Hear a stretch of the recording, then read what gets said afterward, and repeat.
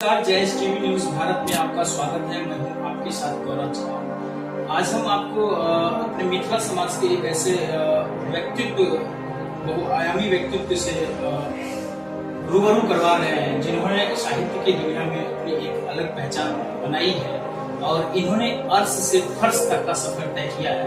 तो आइए आज हम बात करते हैं प्रोफेसर डॉक्टर कौशिक झा से। नमस्कार सर। नमस्कार। सर, आपसे जानना चाहूंगा कि आपकी प्रारंभिक शिक्षा कहाँ से शुरू हुई और उस क्रम में आपको किन किन कठिनाइयों का सामना करना पड़ा? देखिए, मैं बस 20वीं शताब्दी के 5वें दशक के प्रारंभ में मेरा जन्म हुआ, अर्थात 1940। और 1940 का मतलब हुआ 45 तक, 44-45 में मैं विद्यालय जाना प्रारंभ किया। और चूंकि हम अपने ही गांव उस समय प्राथमिक था जो अब माध्यम हो चुका है, उसी विद्यालय में प्रारंभ किया। और उस समय का माहौल ये था कि हमने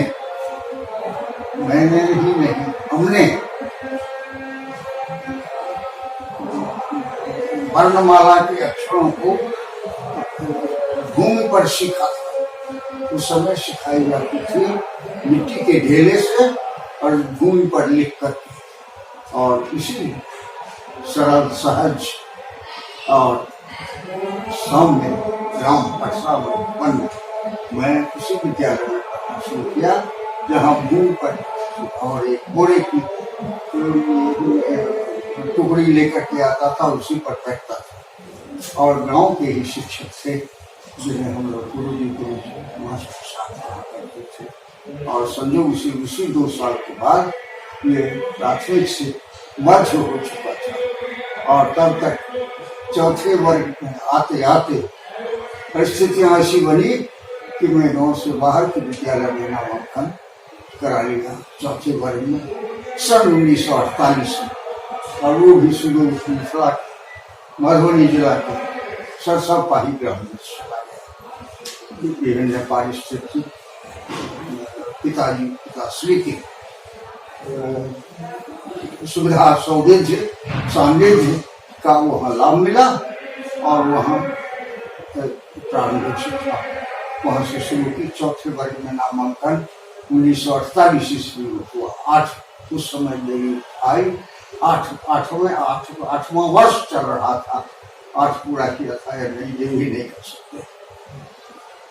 और फिर वहीं से मैंने तत्कालीन मैट्रिकुलेशन, जिसे आप मैट्रिकुलेशन कोई नहीं करता, SSE कहता है, सेकेंडरी स्कूल एग्जामिनेशन, और उस समय मैट्रिकुलेशन कहलाता था। और वहीं से 1956 में मैट्रिकुलेशन पास किया। तो उस समय ग्रामीण वातावरण शिक्षा के अनुकूल था ही नहीं, क्योंकि सरकारी नौकरी उस समय नहीं थी। शिक्षक को जो कुछ मामूली परिस्थितियां थी उतनी ही मिलती थी, और को शनिचरा वगैरह का भी प्रचलन था, जिससे उन लोगों को अतिरिक्त सहायता से उन लोगों का जीवन यापन अथवा अपनी पारिस्थितिक स्थिति में अपने पारिवारिक जमीन जाल इत्यादि से समाधान करते थे। तो उस परिस्थिति में शिक्षा की जो हालत थी, बहुत कम ही छात्र विद्यालय में प्रवेश ही कम करते थे। प्रवेश करते करते मध्य विद्यालय तक आते आते लोगों की संख्या कम हो जाती थी। और हाई स्कूल में तो 1956 उस समय कहलाया था, इसी प्रसाद 6 आदमी मैट्रिकुलेशन पास किया, और उसमें एक मैं भी था। और इसके लिए उस समय बहुत चर्चित हुआ कि परसागांव से इस बार 6 आदमी मैट्रिकुलेशन पास किया, जहाँ आज सैकड़ों विद्यार्थी इस गाँव के और पकड़बड़े गाँव के मैट्रिक पास करते हैं, जो 10वीं तक ही है। हम लोग 11वीं तक मैट्रिकुलेशन होती है। उस परिस्थिति में माहौल दूसरा था। और इस 10 वर्ष के दौरान बहुत माहौल बदला। हम लोग 47 में आज़ाद भी हो गए थे, तो इसलिए नामांकन चौथे वर्ग में आज़ाद भारत में हुआ, लेकिन जन्म तो मुझे पराधीन भारत में ही मेरा जन्म हुआ। तो ये दोनों ही स्थितियाँ, वो अज्ञात है और ये ज्ञात है, दोनों ही स्थिति को मैंने भुगता है, देखा है और उसमें प्रवेश किया है, आगे बढ़। जैसा कि आपको बताते चले कि ये एक ऐसे व्यक्तित्व के धनी है प्रोफेसर डॉक्टर बासुकीनाथ झा, जिनका संपूर्ण जीवन संघर्षों से भरा रहा है। खास तौर पर मध्यम वर्ग परिवार में इनका जन्म हुआ और आज मुझे बहुत ही गर्व और गौरवान्वित महसूस कर रहा हूँ कि आज इनके साथ साक्षात्कार लेने का मुझे सौभाग्य प्राप्त हुआ और पटसा की पावन भूमि पर आज मैं इनका इंटरव्यू ले रहा हूँ। ये बहुत ही हर्ष की बात है। तो सर, आपसे जानना चाहेंगे कि आपकी साहित्यिक यात्रा कैसी रही, इसके बारे में जरा बताएं। देखिए, मैंने साहित्य तो मैं प्रारंभ से ही बस 10वीं पास किया, उसमें मातृभाषा के रूप में साहित्य अनिवार्य था, हिंदी भी अनिवार्य थी, तो हिंदी और मैथिली दोनों छात्र जीवन से ही अनिवार्य रूप में रहा।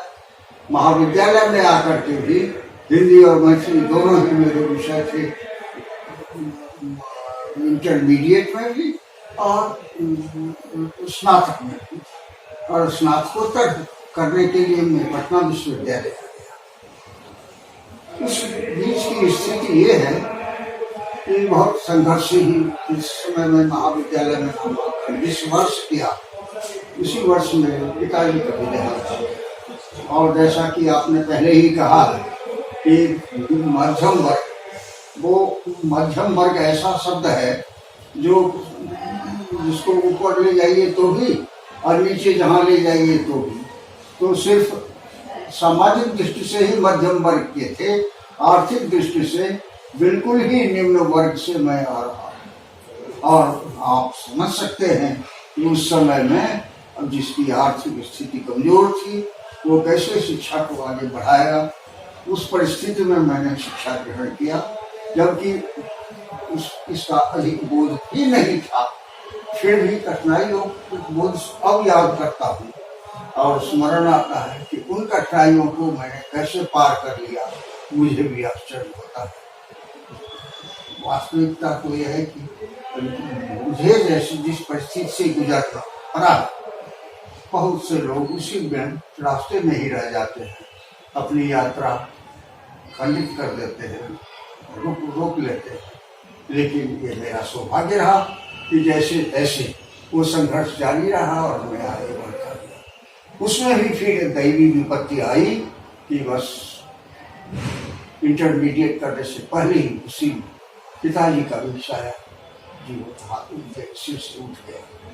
तो तब तो काफी कठिन दौर से आपको उस वक्त गुजरना पड़ा होगा। अभी आपने कहा कि मध्यम वर्ग, तो ही उसकी एक घटना ये है कि मैट्रिक करने के बाद पिताजी के साथ नामांकन के लिए दरभंगा आना था और मणिगाछी एक स्टेशन है, वहाँ से ट्रेन पकड़ते और उस समय 8 आना किराया था मणिगाछी से दरभंगा आने के लिए। हम दोनों पिता पुत्र आ गए। सुबह में गाड़ी पकड़नी थी, स्टेशन कुछ जल्दी ही आ गए, घड़ी तो थी नहीं, स्टेशन जल्दी ही आ गए। स्टेशन पहुंचने पर पता चला कि गाड़ी तो नहीं, झंझारेपुर में, तो अब तो उसको यहाँ आने में बहुत देर लगेगी।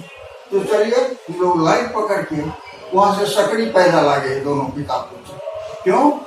1 रुपये की बचत होगी। 1 रुपये की बचत करने के लिए उस समय इस स्टेशन से उस स्टेशन तक पिता पुत्र हम दोनों पैदल आ गए और खुशी खुशी आ गए, बचत कर लिया 1 रुपये। तो ऐसे में आगे बढ़ना किसी के लिए भी कठिन होता है और ये इसी तरह की मेरी यात्रा रही। उसके बाद ये भी हो गया। इसमें संयोग था दैवी कृपा की है कि ये हो गया। ये तब तक जब आप स्नातक कक्षा में नामांकन करेंगे लेंगे, तब उससे पहले ही दिक्कत आ गई आर्थिक, और पिताजी के देहांत के बाद ये स्थिति थी कि यहाँ से दरभंगा में कैसे जाऊं, क्योंकि उस समय 2 रुपये किराया और 2 रुपये नगद चाहिए, और 2 रुपए की काफी वैल्यू भी थी उस 2 रुपये नगद चाहिए, तो 2 रुपये नगद नहीं थे।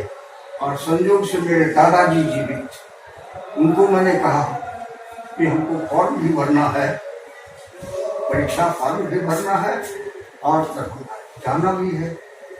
और वो ऐसा नहीं, चूंकि मध्यम वर्ग की बात है तो ऐसा नहीं था कि बिल्कुल ही भूमिहीन था, लेकिन नगद चूंकि पिताजी का श्राद्ध कुछ पहले ही तुरंत हुआ था, तो वैसे भी आर्थिक स्थिति गड़बड़ थी, खास करके नगर में। लेकिन और समय ऐसा था कि तब तक ये गन्ने की पेराई शुरू हो गई थी, और कुछ गन्ना मेरे खेतों में। तो दादाजी ने किसी एक व्यक्ति से आग्रह किया कि आप एक बैलगाड़ी का हमको पूंजी दे दीजिएगा, हम मेरे खेत से कटवा लीजिएगा, तब तक हमको 25 रुपया दीजिए। और ये 3 व्यक्ति के साथ उन्होंने कहा, और 25 रुपये नहीं मिले। उन्होंने आकर दिवस होकर कहा कि ये संभव नहीं है, छोड़ दो। जिनसे उन्होंने मांगा, उन्होंने कहा कि क्यों छटका रहे हैं आप, उसको पढ़ा के क्या कीजिएगा, हाँ लीजिए, देखेगा हृदय को। और दादाजी ने यही कहा, और मैंने सोच लिया कि ठीक है, बिना टिकट के जाऊंगा, रेल में चढ़ के जो होगा देखा जाएगा। और सोच के उसके लिए रात सुबह में बहुत सवेरे घर छोड़ना पड़ता, तो घड़ी नहीं थी, तो कौन समय प्रभात तारा है, जिसको हम लोग भोरुकवा कहते हैं, भोरुकवा देख करके दादाजी ने कहा कि भोरुकवा उठ गए, और हम उसके अंगना में गए, अपने अंगना में, और अंगना से जो कमीज पहले लाख पर पहन के आए थे, तो कमीज देह पर दिया, संजोग से उसने हाथ डाले 2 रुपया, अपने ही पॉकेट से निकल गया। आज लाखों रुपया आकर के भी वो खुशी नहीं होती जो उस समय अपने ही पॉकेट से निकले 2 रुपये संयोग उसमें अच्छा हुआ। तो उसके बाद स्कॉलरशिप का लिस्ट निकला, डिविजनल स्कॉलरशिप उस समय हुआ करता था, छात्रवृत्ति।